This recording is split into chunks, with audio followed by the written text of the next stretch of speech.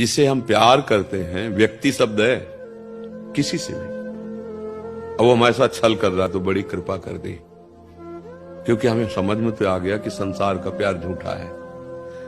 यहां सब छलिया है। आज ही सत्संग में चर्चा हुई है, जब तक तुमसे स्वार्थ है और तुमसे बढ़कर नहीं मिलता है, तब तक जिस दिन उसका स्वार्थ खत्म हो जाएगा और तुमसे बढ़ के मिल जाएगा तो पहचानना मुश्किल हो जाएगा कि आप हैं कौन।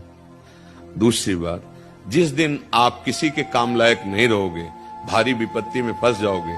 उस दिन कोई साथ देने वाला नहीं मिलेगा। भाई हम तो ये अच्छा मानते हैं कि संसार में हम तो प्यार करें लेकिन कोई हमें प्यार न करे, तो मुझे रास्ता तो मिल जाएगा कि कोई ऐसा एक है